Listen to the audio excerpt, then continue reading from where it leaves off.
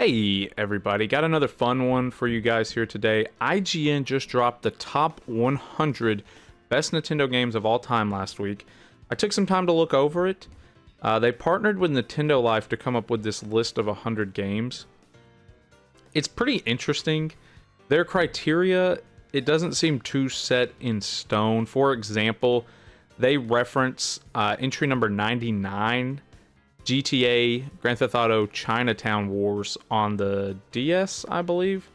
Because they're trying to say, like, it's not just games that are developed by Nintendo or published by Nintendo. Most of them are. But, for example, that game was developed in-house by Rockstar and then published by the Rockstar brand. But it was exclusive to the DS for 9 months before going over to the PSP. I think that's just a super wacky example of how the criteria shouldn't be taken too serious, right? Like, it was developed by Rockstar, published by Rockstar, and eventually came to the PSP, but because it spent 9 months as a DS exclusive, it's number 99 on the list. So I know a lot of people don't really respect IGN or take everything they say too serious. I think they just put out fun articles to make videos over. I don't take anything they say too terribly serious. So let's just look at some of the highlights, some of the questionable decisions, and some of the games I would have liked to have seen higher. Now, just to address the elephant in the room, this article was getting kind of ripped to shreds over on Reddit. Not too hardcore, but I mean, you know how people are. They said it suffered from recency bias and picking too many games in the same franchises. I think nothing exemplifies this better than games number 1 and number 2 on this list being Tears of the Kingdom and Breath of the Wild, respectively. And, you know, my viewers probably don't have too big of an issue to that. You guys seem to be big fans of one or the other, or both. I think we can all agree that Zelda had a killer time on the Switch with remakes of Link's Awakening and Skyward Sword, as well as Breath of the Wild and Tears of the Kingdom getting releases, as well as all the games on the online service, as well as the spin-off games, Cadence of Hyrule and like Hyrule Warriors, Age of Calamity. Zelda fans were eating good on the Switch, and as a result, they take the top 2 spots. And then, exemplifying the issue as well, is Super Mario Odyssey on the Switch scored in the top 5. I think it was number 4. So the top 20 saw 5 Zelda games and 4 Super Mario games. 5 if you count Mario Kart 8 Deluxe. I think if you're going to do Nintendo's top 100 games, you kind of have to include multiple games from the same franchise. Because simply put, Super Mario Odyssey, Ocarina of Time, Super Mario Galaxy, Breath of the Wild, Tears of the Kingdom, A Link to the Past. I mean, these are just some of the best games ever made, let alone the best games Nintendo ever made. But going back to the GTA Chinatown Wars, and when you look at some of the other games, there are games on here that were not developed by Nintendo, not published by Nintendo. I feel like, yeah, you really probably shouldn't do one game per franchise. Just, again, Zelda's going to take up 5 of your top 20 when you start getting into A Link to the Past, Ocarina of Time, Wind Waker, Twilight Princess. I mean, so many good Zelda games. And Super Mario has Super Mario Bros. 3, Super Mario World, Super Mario 64, Galaxy, Odyssey. It would be really challenging to just pick one per franchise. So I feel like they could have done it, and maybe they get more engagement. I mean, imagine picking, you know, Super Mario Odyssey. People are going to be like, well, what about Super Mario World? What about Super Mario Galaxy? What about Super Mario 64? I feel like it would have been doable. I don't know. What's your guys' thought on the doing a top 100 and not limiting it to one per franchise? I think that's fair if you're doing Nintendo's top 100 games. It just so happens that 5, 10 maybe of the best games they've ever made happen to be Zelda games. You know, so I don't hate it. I think if you're wanting to fully examine why Nintendo is great or why these franchises are great, you exemplify it by showing how many great Super Mario and great Zelda games there were. Now, two major Nintendo franchises that I would have found room for in the top 20 would have been Kirby and Donkey Kong. Despite these franchises pumping out fantastic games, neither franchise were able to crack the top 20. They didn't miss it by much. Donkey Kong, for me personally, has Donkey Kong 64, Donkey Kong Bonanza. Those are just two of my favorites, but you have all the Donkey Kong Country games, you have Tropical Freeze. They have a lot of great Donkey Kong games. The closest they got was Donkey Kong Bonanza at 22. Now, Kirby, as far as I'm concerned, every Kirby game feels like, you know, a 10 out of 10 game. But personally, Kirby 64, Kirby Air Ride, and Kirby in the Forgotten Lands, for me, are easily 10 out of 10 games. I would have found room for one, if not multiple, in their top 20, because the highest scoring Kirby game was Forgotten Lands at 39. That's actually kind of insane. Another thing I noticed that most titles, especially when we get into the top 20, are from two generations, the Super Nintendo and the Nintendo Switch. I'm not surprised. These are often considered the two greatest Nintendo consoles ever. Nintendo really was on a tear with not only their first-party support, but their third-party support. I think that's what helps the Super Nintendo and the Switch kind of stand out from the plethora of great Nintendo consoles, is the first and third-party support. The Super Nintendo gave us Super Mario World, which came in at number 3, gave us A Link to the Past, which came in at number 9, Final Fantasy VI, Earthbound, Super Metroid, which came in at 8, Super Mario RPG, and Chrono Trigger at number 6. Again, I'm surprised to see Donkey Kong Country 2 all the way down at 78. That probably would have been a lot higher for me.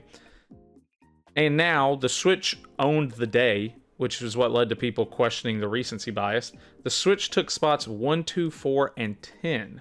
It was a very strong showing, and these two consoles alone racked up 8 of the top 10 spots. The only non-Switch, non-Super Nintendo games to crack the top 10, you probably could guess, Ocarina of Time at 6, and Tetris at number 5. So, I think there's two pretty obvious omissions, and I think it makes sense if you remove nostalgia and the revolutionary aspect of Super Mario 64 and Pokemon Red and Blue. To me, those were two very big omissions from the top 10. Now, I don't think either are the best game in their respective franchises, but Mario 64 is arguably the most revolutionary game I've ever seen. The leap from 2D to 3D done almost perfectly. I think I would give the slight edge to Ocarina of Time, but I could see people, for nostalgia reasons or just respecting what Mario 64 did for the industry, wanting it in the top 10. Pokemon Red and Blue, always going to be controversial. It had the 2-game system, so it sold like hotcakes. It was the phenomenon of the 90s as someone who grew up with that. And it's super flawed. It is super flawed. But, you know, there's a reason they call them Gen 1ers. And I don't think no one's ever like, oh, you're a Gen 2er, huh? It's Gen 1ers. There's people that swear that Pikachu and Mewtwo and Charizard and Gyarados, Alakazam, Gengar, those are the best Pokemons. Cream of the crop. There were no bad designs. I don't care if one Pokemon was a magnet and one Pokemon was literally pollution. You know, they are the best of the best when it comes to Pokemon. Personally, I would have liked to have seen Soul Silver. It scored number 15. I would have liked for it to have gotten in the top 10. Or Platinum. I like both those games. All right.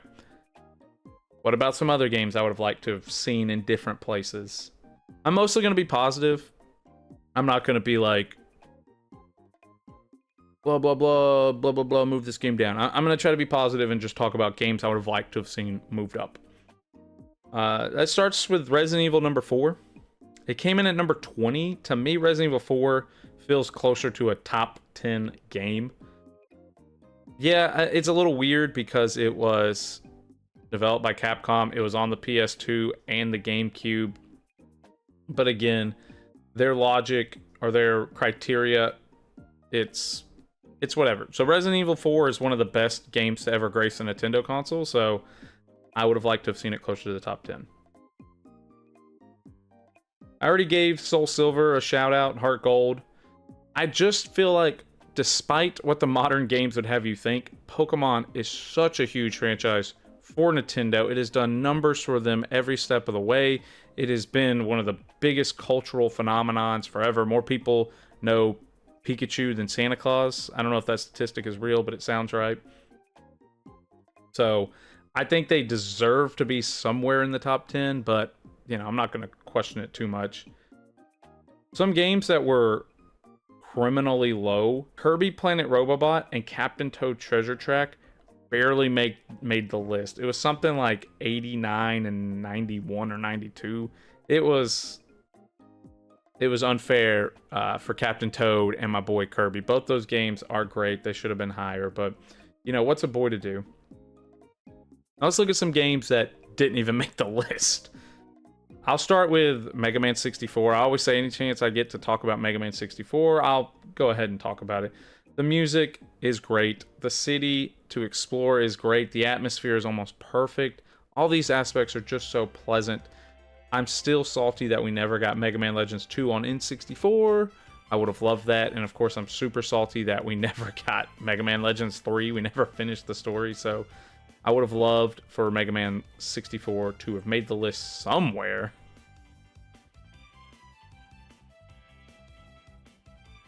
And when I'm talking about games that missed this list completely, there's literally no reason Yoshi's Woolly World didn't make this list.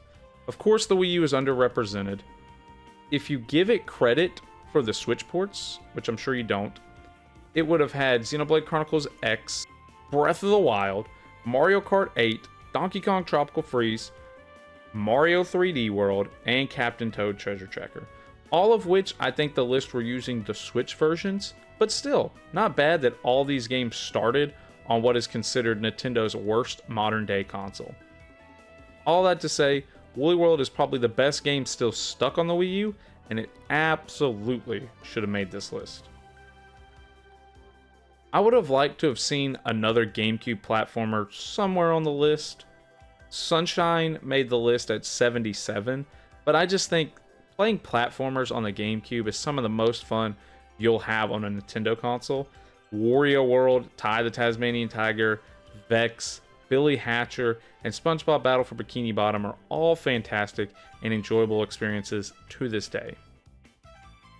I know this is going to sound a little biased, but Kirby Air Ride should have made the list somewhere. The sequel's coming out, if it's not already out by the time I do this video, so love that game.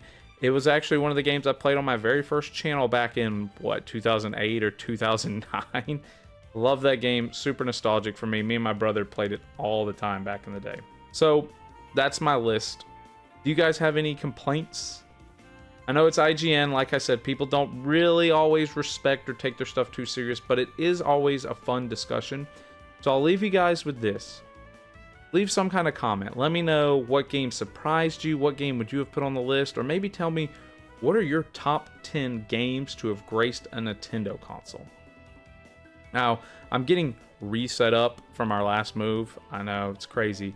I don't have my mic stand, so the audio may have been a little wonky on this one. But if you stuck through it, then I appreciate you guys. Don't forget to like, comment, subscribe, and I will see you in the next one. Peace out.